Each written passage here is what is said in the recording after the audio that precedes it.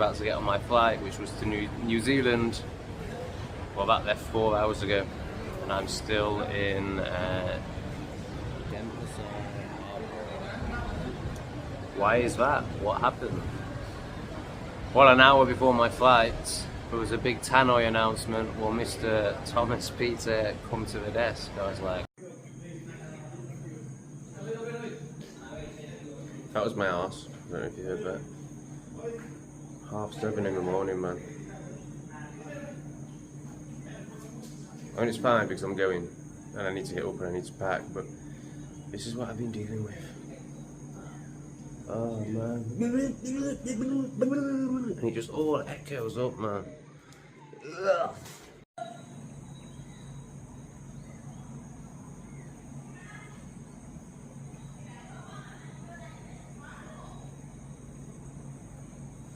I just don't get why they can't talk. I don't get. It was worse than that a minute ago. Like, she was proper like, I wasn't going to do another clip, but she was like just wailing. Why? Why can't they just talk? Why do they have to shout?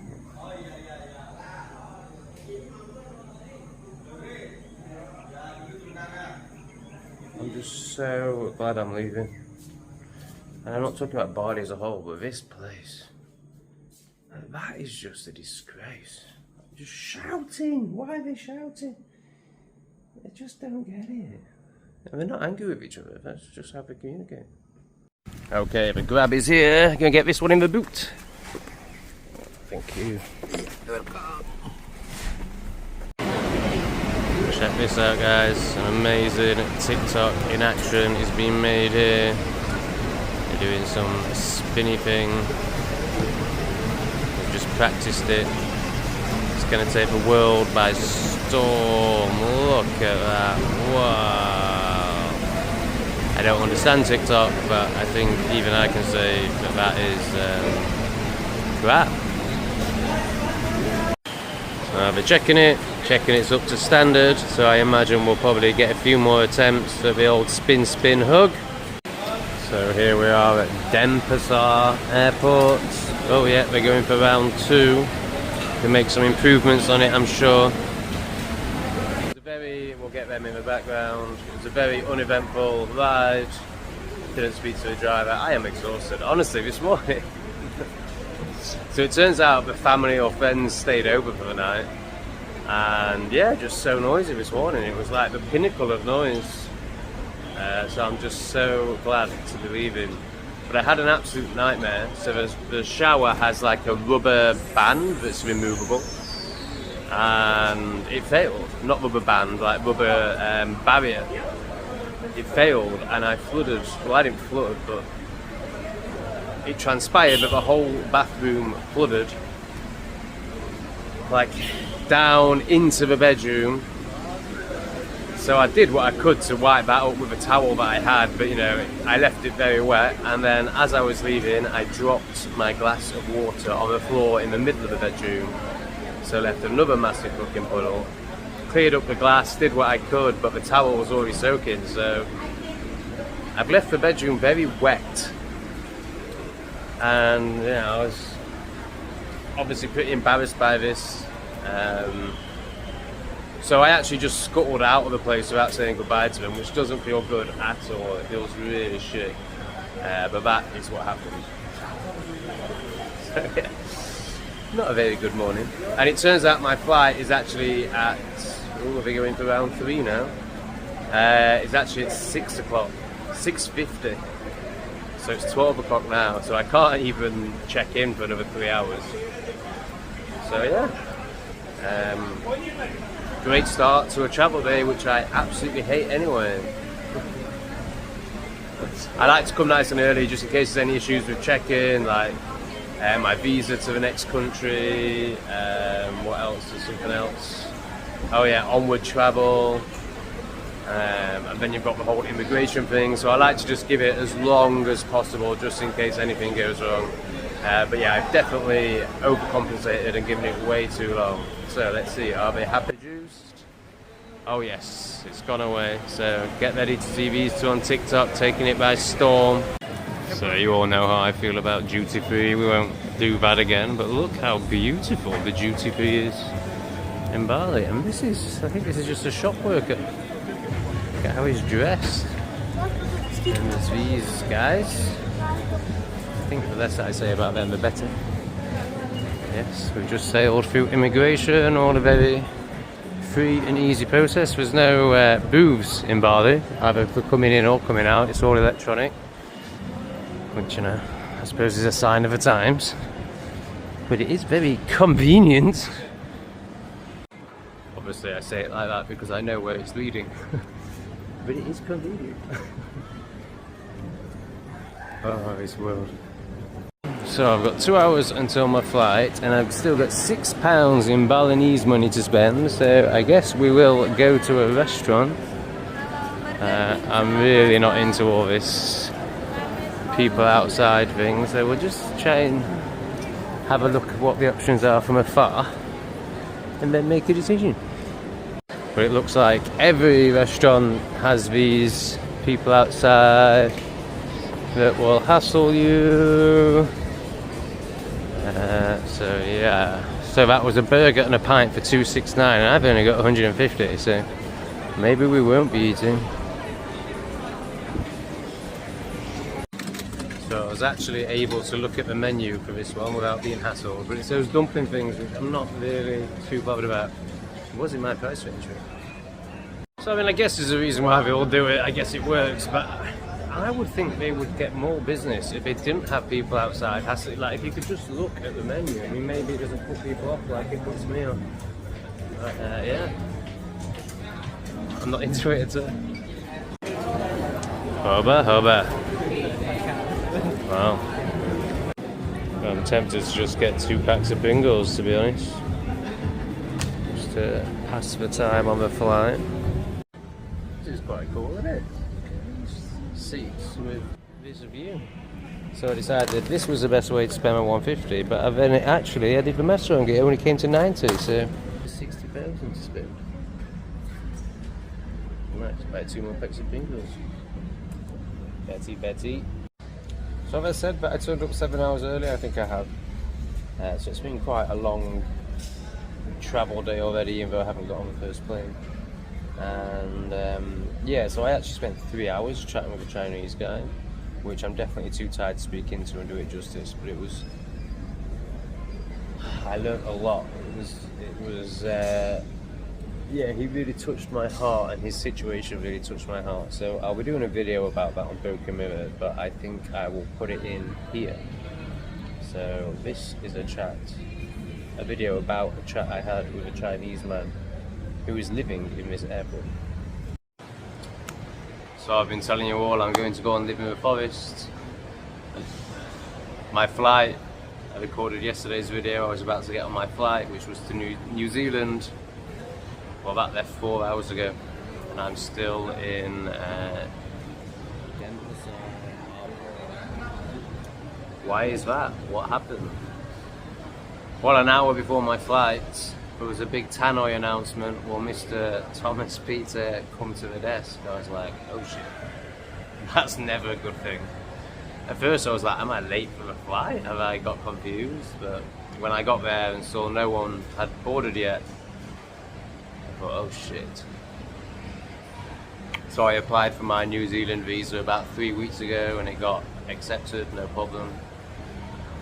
I did, when they asked about deportation, have you ever been deported from another country? I ticked no. And all the research I had done told me that there was no interaction between New Zealand and Thailand. So I thought that was the best bet, because I know that, you know, New Zealand are strict. You know, I know if I ticked deportation, it would have been a no, you're not coming. And I'd been offered a free place to stay in a forest, you know, it was just perfect. So, at the desk they say, we've had an email from New Zealand Immigration. Can we have your passport, please? And then no one told me anything for about 20 minutes, so I'm just sat there thinking, what is going on? And then they give me the phone and they say, this is New Zealand immigration, they want to speak to you. So they started asking questions, where am I staying, how much money have I got, all that was fine. And then they asked me, have you ever been deported from another country? And I thought to myself, well, there's no point lying here, you know, like, I need to tell them the actual story, tell them, yes, I did get deported, yes, I got done for working without a work permit, but I wasn't working, I wasn't taking from the economy. In fact, I invested a hell of a lot of money in the economy, and I was just very naive and made some mistakes. But, you know, it was never a case of me coming to the economy to take from the economy. And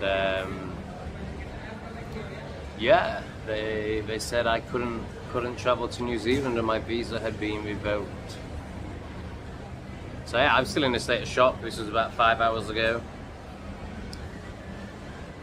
I've been at the airport now since 12 o'clock, it's now 9 PM, so I've already been here 9 hours. I've now booked a flight to Vietnam at 8 AM in the morning, so it means I'm going to be in the airport for 18 hours, I think. So I've still got 11 hours to go till my next flight to Vietnam now. And it's just crazy because I thought I was going to, you know, be in nature and away from noise. If you've been watching my videos, you'll see I love Bali. I've had a great time in Bali, but I have been really struggling with noise, you know. I've been in Ubud where there's building work going on everywhere, or, you know, it's very hard to find a hotel that you're not encountered by noise. And that's not a criticism, you know, I appreciate Ubud is growing and building and they're developing an amazing place where everyone wants to come to, and I've had a great time, you know, it's been amazing, but I was so ready to not be in noise. And now I'm just going to another Southeast Asian city that I know nothing about, which I imagine will be very noisy. And the whole, you know, having 6 months somewhere as opposed to these short-term visas, you know, Vietnam's only 45 days.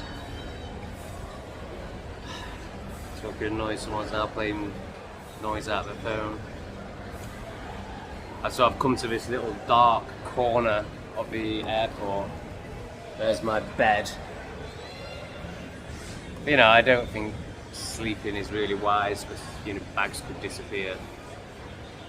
But it's the darkest part of the airport where there isn't bright lights everywhere. And before he sat down with his phone, there was well, there was plenty of noise, but not phone noise, which I find really irritating.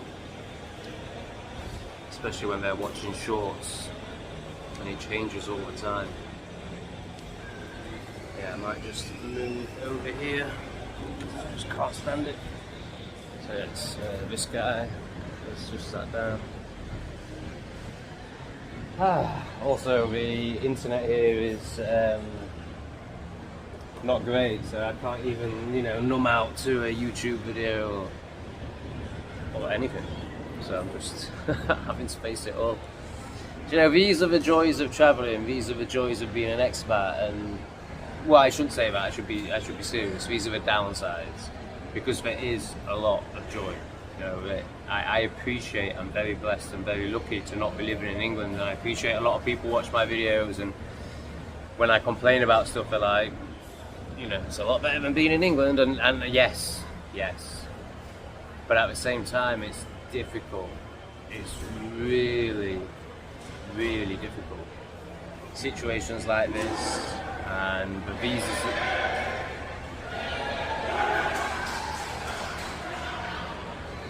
Someone's happy about something. The visa situation. I really should have my mic on, but it's buried in one of my bags. Maybe I'll go and find my mic. Yeah, I'll do that. Testing.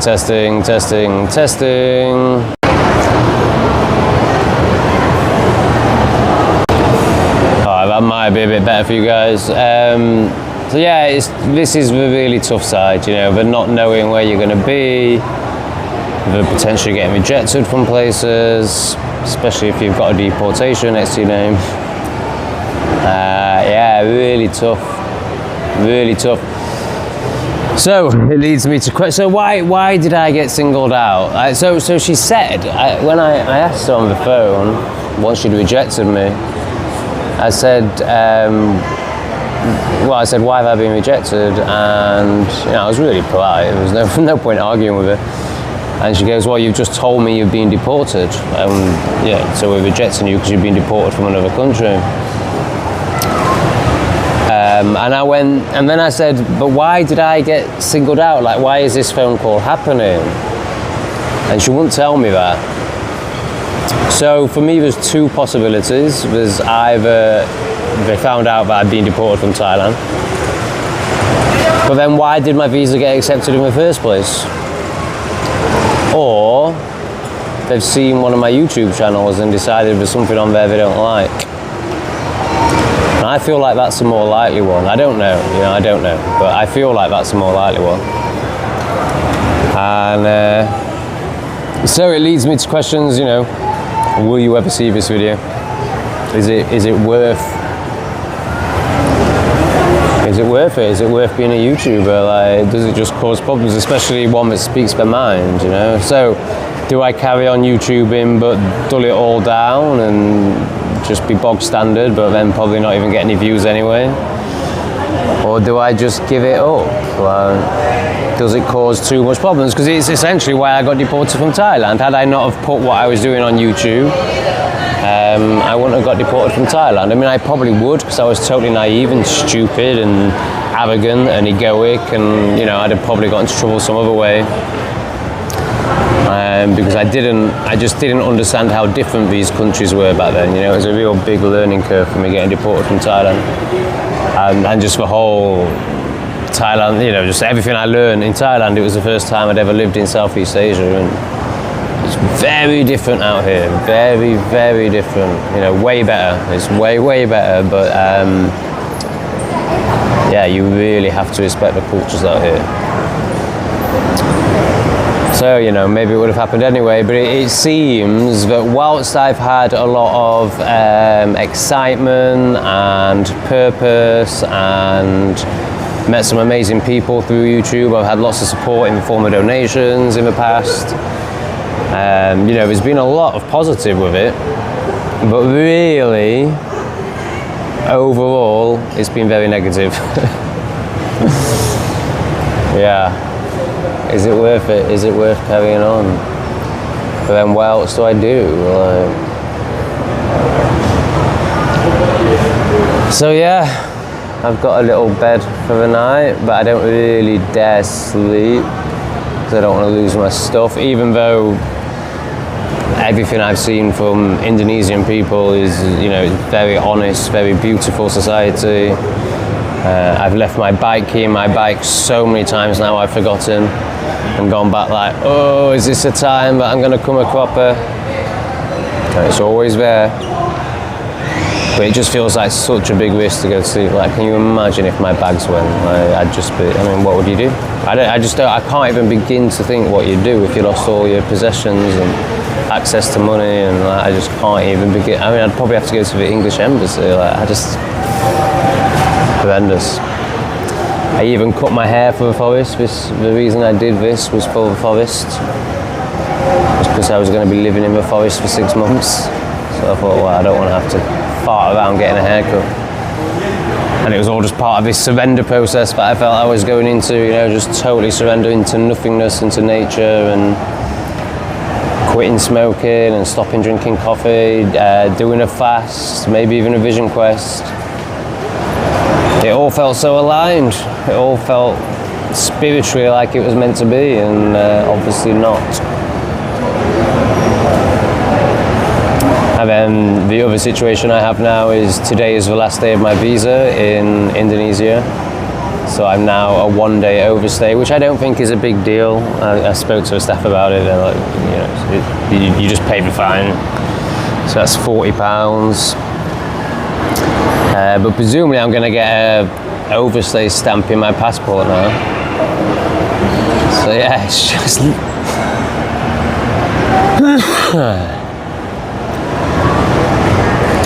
I'm not sure how many travel vloggers share this side of it. This is This is the really difficult side. This isn't your Instagram photos. This is the reality of trying to be an expat. It's really difficult.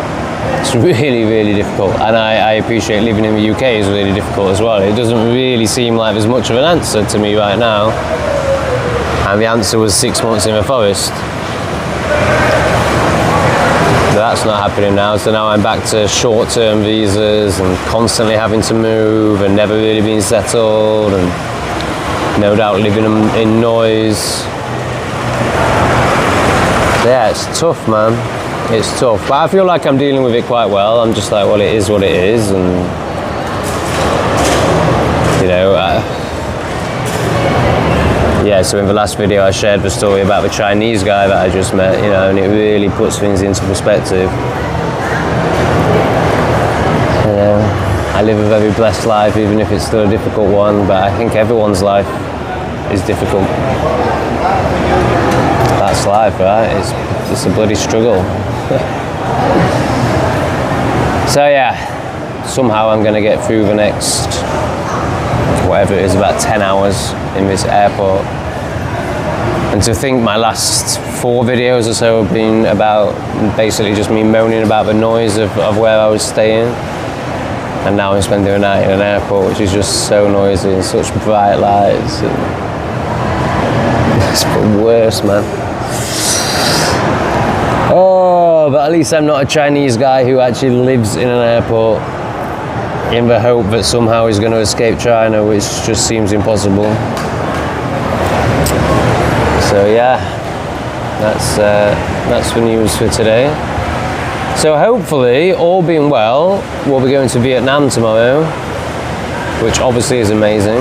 Like, the circumstances, you know, it doesn't feel very exciting, it doesn't feel very amazing. But actually, you know, when I put it into perspective, it is amazing. I'm going to Vietnam, like, that's amazing. So, I'm very lucky.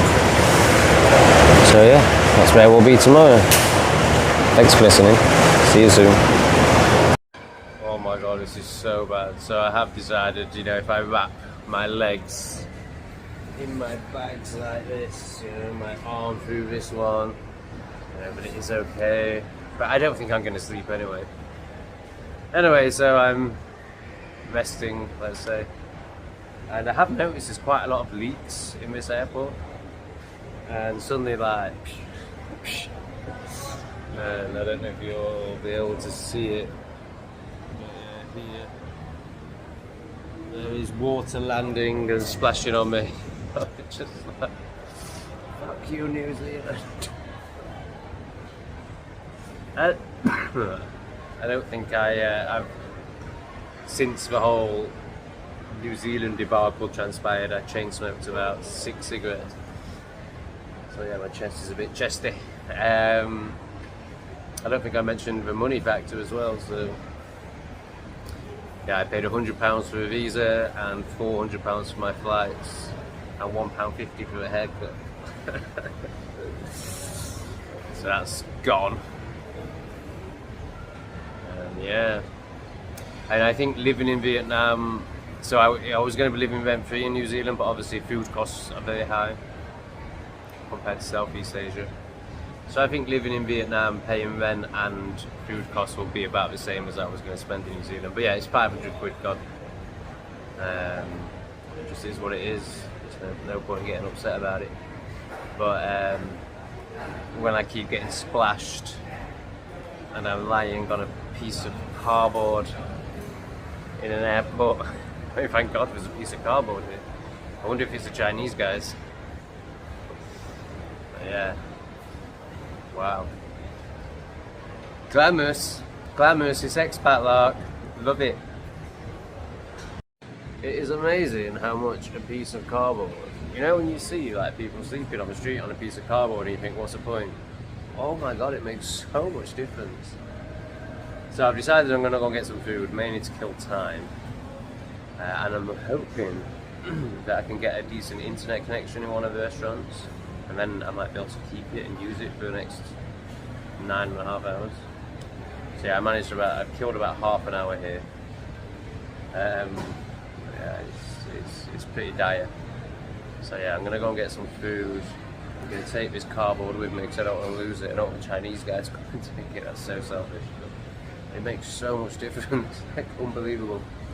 Yeah, let's go and get some scram and hopefully a bit of internet. Well, I should probably take this off my head if I'm going to walk around the airport, you know. So this is the cheapest place, but have you seen how bright the lights are? I'd rather pay an extra £4, you know, twice as much, and yeah, eat. There is a Burger King as well, which well, it's probably more expensive than that as well, but after seeing those wild conspiracy theories, which obviously I don't believe, about McDonald's and Burger King and what's in that meat. Man, I saw something crazy the other day. I won't go into it. But you know, basically the maths doesn't work. There aren't enough cows for McDonald's to be producing that many burgers. It's just a wild conspiracy theory. Obviously, I don't believe it. But, yeah.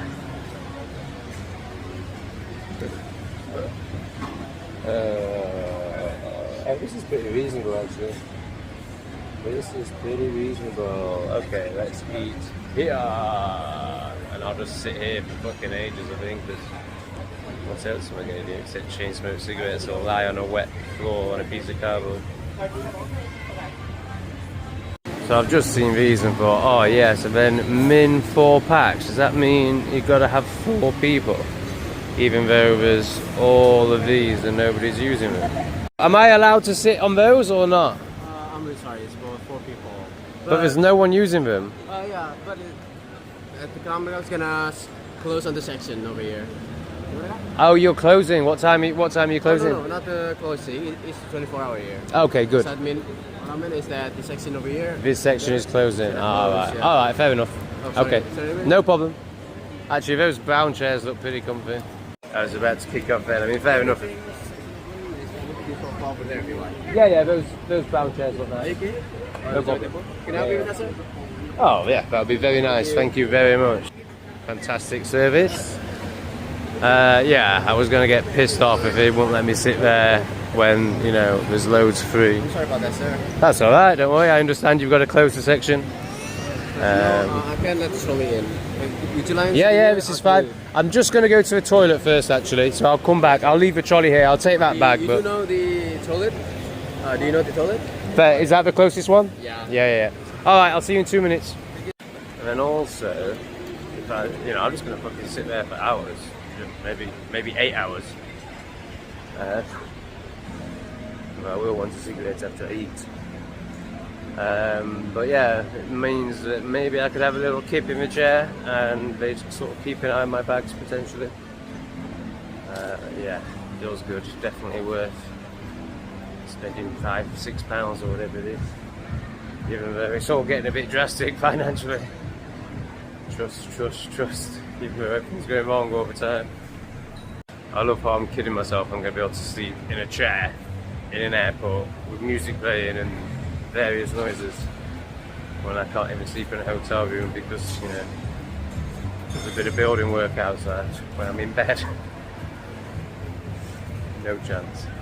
Oh, there goes my piece. Fantastic. Fucking brilliant. Clubland vibes coming from over there. Now we got to. Alright, let's get the cardboard back out. I've hooked the bags around some of these things, so if I lie here, and even if I do fall asleep, I don't think you'll be able to get those off without disturbing me. But the airport's way quieter now, there's barely anyone here. So yeah, I've kind of lost track of hours and stuff, but I think I managed to kill about 6 hours in the cafe. 2 hours until I can check in. You know what, I've been fine. I mean, obviously it keeps coming up and I'm just like, fucking hell, I can't fucking believe it. And then I'm just like, oh, okay. 2 more hours, almost over now. That's until I can check in. I've just been counting down the time till I can check in. But it's actually 6 more hours until the first flight to Hong Kong. It's changing in Hong Kong. Yeah, lots of fun. Anyway, might get 2 hours sleep now. I doubt it. I'm just gonna lie down for 2 hours is what I mean. Alright, so we're about to check in for a Vietnam flight or a Hong Kong flight, the first part of the journey. And I cannot stop farting. Like, really bad. I really feel for these people behind me because they're not even quiet either. Like, it's just so quiet. It's happening every couple of minutes. So. It's a good job I don't embarrass easily, but I really should have gone for a poo before I got in this queue, but it's too late now. That was a good job done, for everyone's sake. One more cigarette, and then, yeah, flight leaves in an hour. Just got to get through immigration, I've got to pay my fine, but I just want one more cigarette. Yeah, it's actually going to be 20 hours. 20 hours in this airport. Oh my god. I did get some sleep though. I got some sleep. I actually slept. Yeah, I got a good couple of hours sleep, and when I woke up, I could have slept for a lot longer. Like, I mean, comfy is a stretch, but you know, I was fine. It's amazing how much difference a cardboard box makes. I think it's the first time I've ever slept on a piece of cardboard like a tramp before. It's great. So it turns out it was twice as much as I thought, more like £80. And but all very friendly, all very good. So yeah, it's actually, you know, it's 10 minutes until my flight, so a little bit. I was getting nervous when the process was going on. Like, am I about to miss another flight? But it's a small airport, so I think 10 minutes is fine to get to my gate. Alright, all good. I haven't started boarding yet. Last minute name calls and calamities. Although Vietnam is a very different beast to New Zealand, so I'm really not expecting that. Okay. All is well, I think. This is a performance.